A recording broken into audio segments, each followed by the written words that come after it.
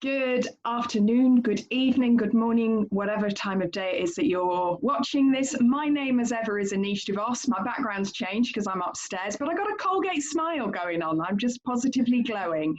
Today we have the enigma that is the most ponderful, David Buckler.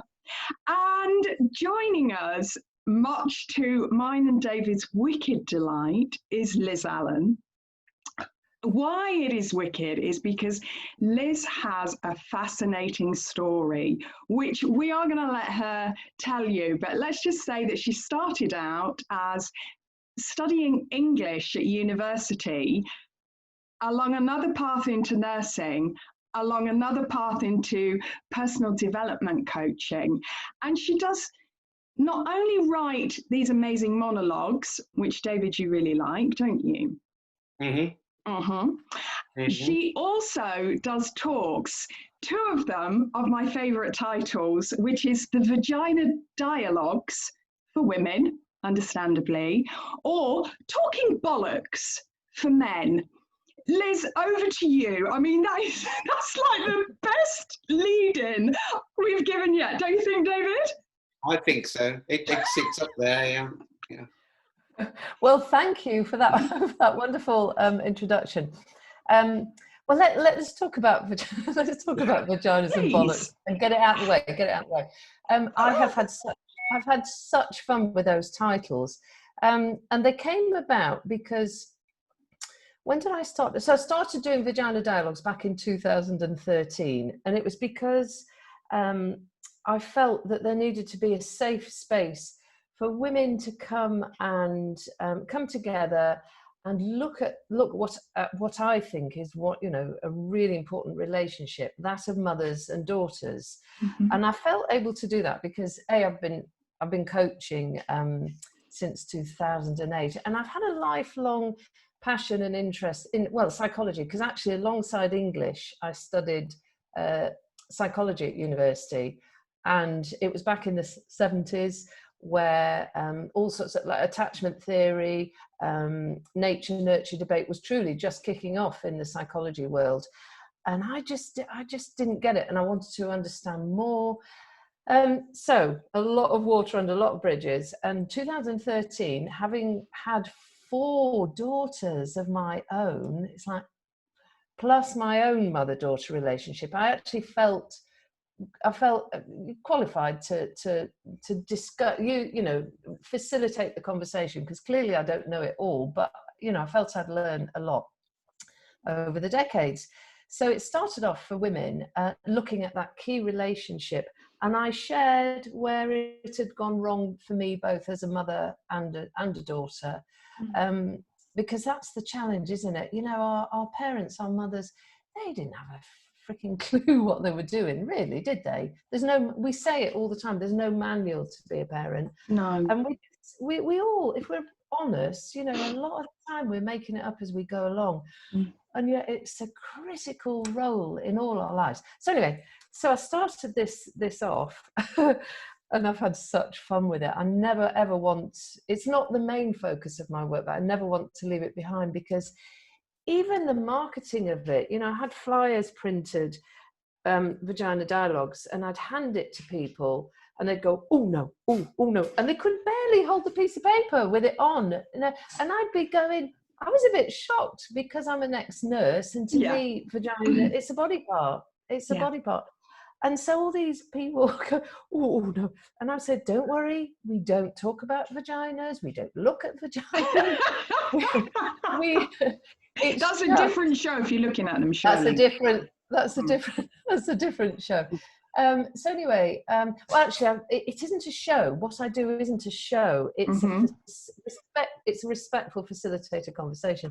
But anyway, I've got so many very funny but quite shocking stories around brand marketing. I've had women shouting at me saying, oh, this is a cheap marketing trick.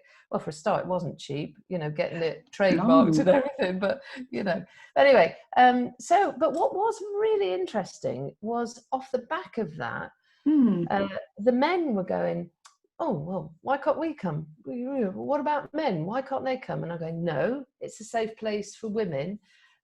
Well, do one for us then. So as you can imagine, I had a lot of very funny conversations around what would I call the men's version, and finally came up with Talking Bollocks. So, but my focus is for women, really. Although, can I just say this before we move on? I've talked an awful lot about vaginas and bollocks.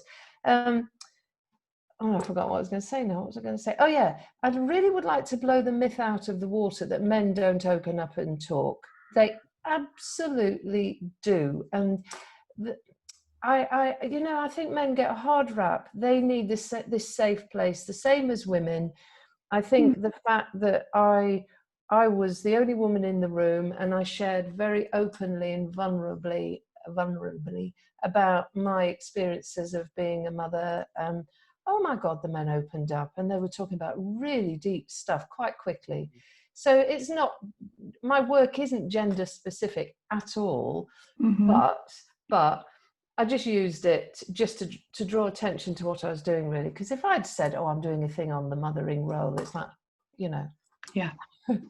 So anyway, that's it. That's my talk about. So I spread this podcast will help me spread VD and TB worldwide, because that's what I call them. Clearly, David's lost it. At this point, he wishes he was freezing. But clearly, Liz, you have got this amazing effervescent humour, and it absolutely runs through your website. I mean, I had a good read round of it, and it's a lovely site. And David, what did you say earlier? That it was direct, and what did you say? Joyous, I think I said.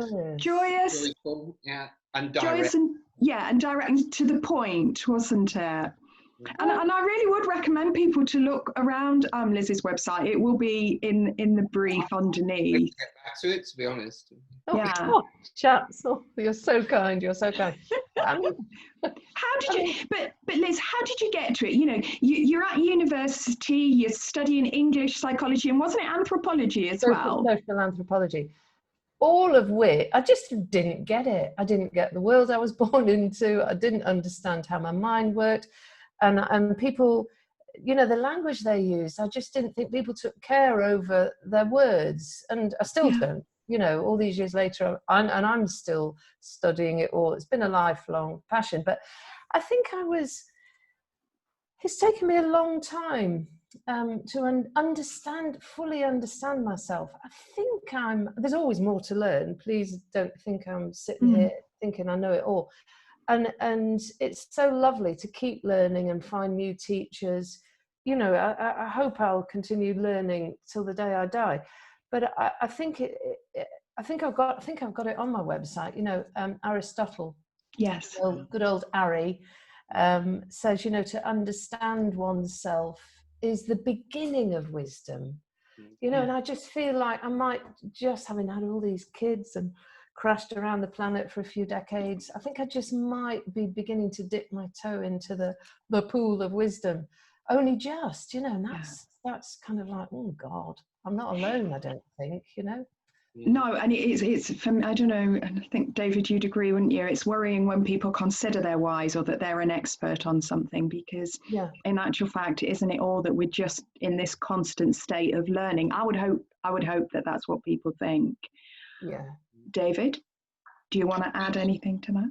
I think we went into philosophy again there for a second. We did. We kind of nipped in on there a little while ago, and I think we were talking about Socrates, weren't we? And unexamined lives and examined lives, which means a lot to me. Yeah. And Liz, you are really open on your website about your own mental health experiences and the dis-ease that you felt within yourself. I find that, I find that brave. I really respect somebody that when they say, yeah, do you know what? I am absolutely into personal development, and I'm gonna share my lived experience with you as well. Do you want to share a little bit of that with us? Because you were like you put photographs of yourself on there as well. You're absolutely, open again. So not only is there that amazing humour, there's also this humility of And you're quite right in beginning that wisdom of understanding of oneself, and you show it and you offer it. Well, I think all my life. Well, you mentioned that I went into nursing after university. So part of my nurse training was to stay calm when there's chaos all around, to serve other people. And part of that training is you shove your own feelings down, because your patients don't want you being hysterical. It's like, oh my God, they need you to stay calm. But as a human being, you are affected by the tragedy and the trauma that you're experiencing as a professional health professional. And back in the day, I'm not sure it's much better now, to be honest, but back in the 70s, when I trained at that now world famous St Thomas's Hospital, there was we just got on with it. We didn't know what to do with this stuff, so we just shoved it down. I mean, I hope my old nursing pals, who I'm still in touch with, we're very close friends, because we went through such a lot of difficult times together. We partied a lot. I can't speak for them really. I'll just speak for myself. I did quite a lot of drinking, right. not water. I was a real party girl, because I wasn't even conscious what I was doing really. It was just, you just get on with it. There are people who are suffering and you're there to help them. So when it came all those years later, and the photographs that you're speaking about, I'd got a few things happened in my personal life, and if one of them had happened, I would have been okay, but several happened all at once, and it was just too much for me to handle, and everything was out of control, and I sank deeper and deeper into a pit of my thinking was totally out of control. I became really anxious, and the photos that you see, I was suffering with acute on chronic adrenal failure, caused by all the stress hormones that were in my body, sloshing around my body.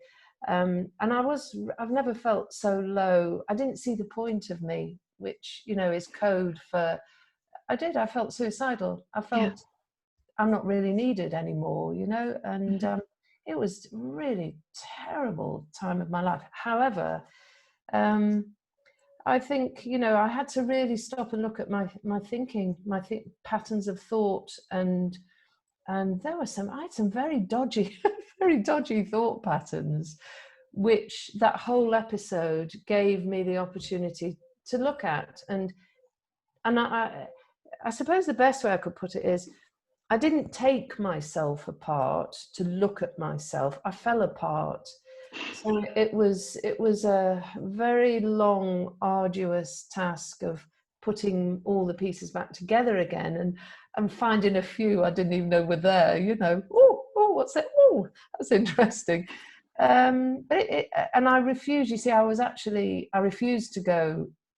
Having worked with a lot of doctors, and there are doctors in my family, I just didn't want to go down the medication route. I wanted to heal myself. I understood. I'd worked so hard around psychology and coaching and so on. I knew I was doing it to myself, but anyway. So it was both the worst time of my life, but it's led to so many insights and an opportunity to look at myself at a really deep level. And do you feel that what the psychologists now would term as post-traumatic growth, do you feel that because you have that insight into how you experience that you have that extra to offer people within your coaching practice? Oh, undoubtedly. I mean, we had lots of conversations as nurses, actually. You can be a really brilliant, empathetic nurse. You don't have to have had cancer yourself in order to be loving and caring for a patient. but I do think facing my own self-induced slow demise, if you like, you know, and then coming back from it, it's given me another layer of understanding and empathy for people who you know are struggling with anxiety and you know, mental ill health challenges. Yeah, I think it's you know, I think I remember once going to a doctor about a gynecological issue years ago, and he never looked up. He carried on writing. All I saw was the top of his head, and empathy. He couldn't relate to me on any level. So I do feel I've got a real integrity when I'm helping my clients. Absolutely, yeah, I do. I like that word integrity. David, I'd like to bring you in on this. I have a feeling, David, that integrity is going to ring true for you. Yeah, there's two things I can relate to really. Is Liz said, you know, there is a myth around men not talking. Obviously, I listen to people for a living. And by and large, most of my clients are female, to be honest. But when you can get a man, this is going to sound in touch with himself, with who he really is. I think it's that initial hurdle of getting someone in a comfortable place, and authenticity has a lot to do with it. You know, I am an open book when I'm in a counselling arena. What you see is what you get, and I think that, I hope, brings out authenticity in itself. It's about being real at that time, and once you can get to that point with a man, or anyone for that matter, that's when work starts. Yeah, definitely. So Liz, in this uncovering yourself, and I like the fact that you said kind of you fell apart type thing, and then you started to put yourself back together, and so I'm really interested in the bits that you didn't know that were there. Now you find this. now you've put me on the spot. You don't have to answer that, obviously. No, I'm not sure I could really. I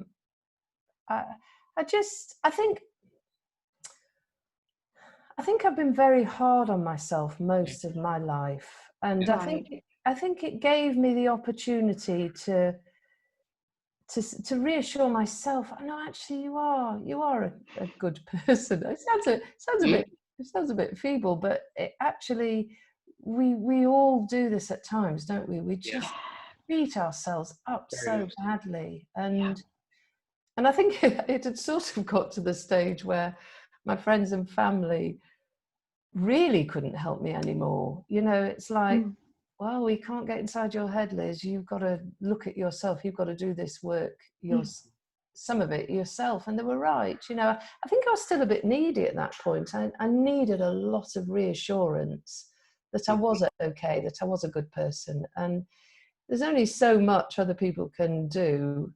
And, you know, so I think I had to look hard and think, no, you're a good egg. A bit scrambled at times, but it is worth saying to yourself on occasion.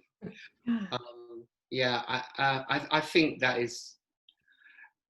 it's so true, especially these days where, you know, we don't accept that, you know, we are good enough, I think, is a phrase I use often. Totally. Yeah, totally, because we do live in this expectation of perfection, don't we? And that's why Of course, it's not a good thing that COVID's happened, but I think in some ways, you know, we're not going to know now. We're not going to know until the future and these longitudinal studies and just also day-to-day lived experience if we're not being scientific about it. Yeah. But are we, you know, until we can really understand that this wasn't a perfect time. You know, I've got bloody Colgate Smile tonight. David, you've stayed actually bloody connected in the whole thing so far. I'm going to touch everything that's wood at the moment because you might zone out. But in actual fact, that if we can lose that sense that we have to be perfect all the time, because I think that puts such a massive pressure on us. You know, like you say, Liz, you're a nurse, you're empathetic, you're giving, and you are squashing those feelings down. And I think as therapists, I think perhaps all of us could reflect on that it's the first time, isn't it, in our lifetimes when we have walked in the therapeutic space with another person and we are both experiencing the same event. Yeah. So that in a way that moves away from the therapist being all knowing, which heaven forbid if therapists think that, you know, I'm not a believer in that. David's smiling away. But in actual fact, maybe, just maybe we, in our futures, because of this real trauma, this massive event, maybe that might just offer a different way of being, because we're no longer expecting that perfection. We know that, you know, like when we're going out in the shops, that the shops are still learning, you know, oh, should I have let that one person in? Was it too many? Do you know what I mean? That there seems to be this management of risk, which is absolutely in our face now. Whereas before, that management of risk was good. Well, they can deal with that, can't they? But collectively, I've veered off on one of my little tangents, but collectively, do you think that we might be more connected in some ways from that total disconnection? I feel we have an incredible opportunity right now. I mean, I think this is it is, you absolutely try. It has been a traumatic experience for all of us. Nobody has escaped. And I think to acknowledge that is the first thing, but to use this opportunity you use the term post-traumatic growth, because can I just take you back to something I haven't touched on, and I'd just like briefly to talk about it for two reasons. So when I was 18, you mentioned that, you know, my website was to the point and joy. When I was 18, I in my family, we had a hugely traumatic event. And if I tell you, my aunt was murdered when I was 18, just at the start of my university career. And it was hugely influential, obviously, had a huge impact on all of us. And we did the usual thing then. We dealt with it by not dealing with it. So it wasn't until probably about 15 years ago that I actually really addressed that. You know, I'd been carrying a lot of trauma and stress hormones around with me for decades. But the reason I'm mentioning it is when that happened, my mother was extraordinary, and I'm forever grateful to her, because it was my father's sister who was murdered. And my mother, she said two things to me at the time, which they have been seared into my brain, and I'm so grateful. She said, there's no point in being angry with him, because if he'd known better, he would have done better. And that was giving us, the nod not to waste any time, you know, being angry or, you know, taking up energy. There was nothing we could do that would bring her back. And then the next thing she said, she said, you know, we must get out. We mustn't be victims. We must get out there and live great lives for Angie's sake. That was my aunt. And in that moment of stress, it's like, right, okay, yes, of course. So I never saw myself as a victim of that crime. And it was the biggest wake-up call for the rest of my life. It was like, do you know what? Oh my God, I could be murdered.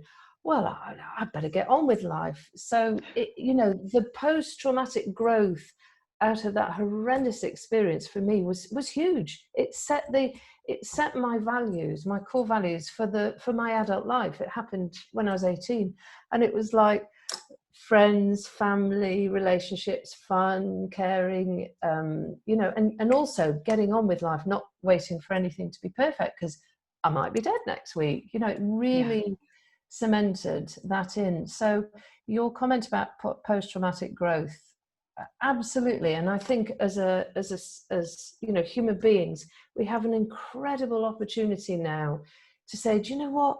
There is so much wrong with our world. Let's look at it. And let's reset. Let's press the reset button and see how we can grow. But I like your comments about individuals. I think we have to take individual responsibility here and not be told, we have to take responsibility for our own behavior. And that leads, doesn't it? I love your mum. That leads to her comment of, if he'd have known better, he would have done better. Yeah. Absolutely, and do you know what? Do you know what? You're going to tell us, Liz. When I am a very deep thinker. I mean, and that one other thing I would like to say as an aside, but it's a major aside. I had to go back further and further. There are other things in my early childhood that caused me trauma, and it's so worth doing, people. If you haven't done it yet, go back as far as you can and deal with the early stuff.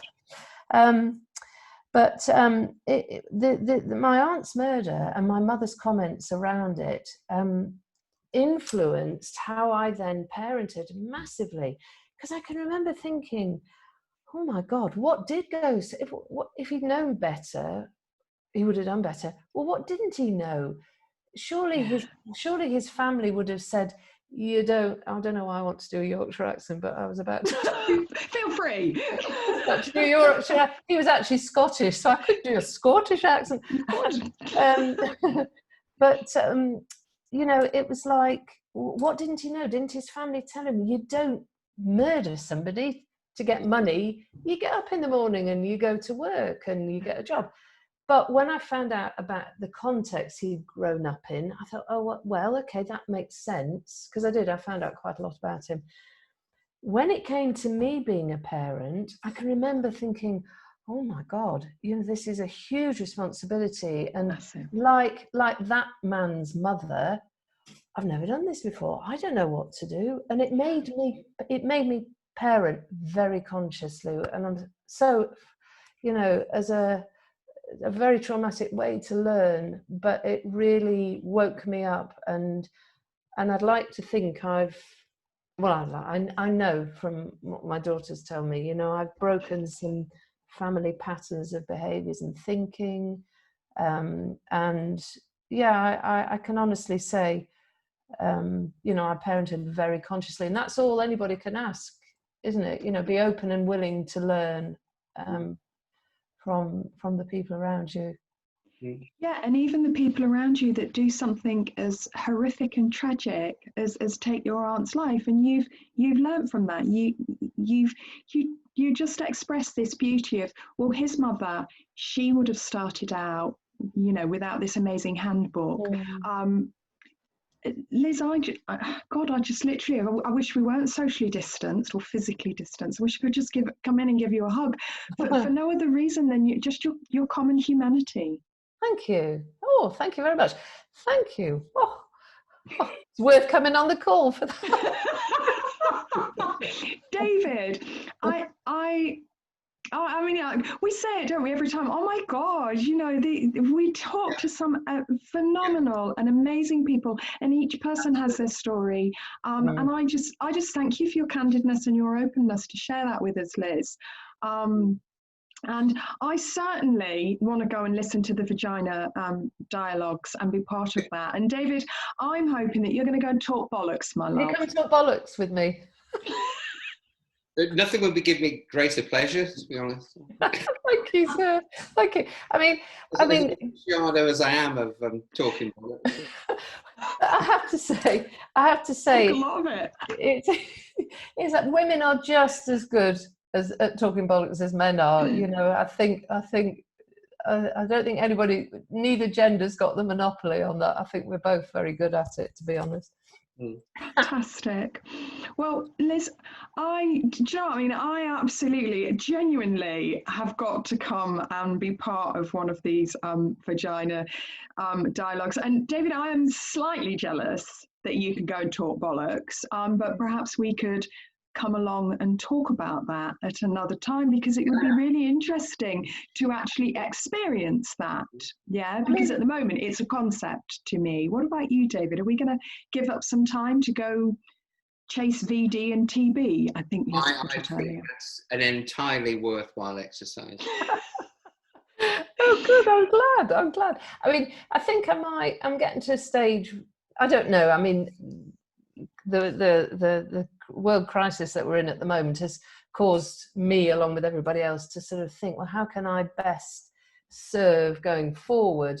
And of course, Zoom, you know, it's great. It is absolutely great, but there's nothing, you know, when I'm in the room running these events, I feel the energy in the room, and well, you've got that interpersonal biology going on, haven't you? Yeah. I don't know about anybody else. We are kind of at a little loss without that, I think. Yeah. You know, my dog's like looking at me lately, like literally now I've no idea what you're on about. And I've no idea why you want to keep hugging me. You need to get off now. So I think the dog's had enough of me, if anything else. Yeah. So I'm not sure whether when I'll be doing those events, but I'm cooking up something at the moment. So super. I'm really glad to hear it. I think lived experience within, and you to be so open about it, I think that benefits many. David, do you want to, as you are still connected, a whole session and you've not faded out, so please don't at this point, would you like to do the honours with Liz and close us down for today? And honestly, Liz, thank you. Down to David. My pleasure. This has been great, Liz. It really has. And I've enjoyed this so much, and I hope there'll be another time. So thank you so much. And I look forward to joining in somewhere along the line with your own work online. Great. Thank you. I really look forward to it. So thank you. Seriously, my absolute pleasure, because I feel there's no point in having got all these learnings, often through very difficult means, and just not sharing it to help other people. It would be criminal not to share that. I totally agree, from both our points of view. Cool. So, and Aneesh, as always, thank you. Pleasure as always. Here's to the next time. Definitely. And here's to the time when we can have that hug. We are needing them. Yeah, absolutely. Take care, everybody. Bye. Bye. Bye-bye.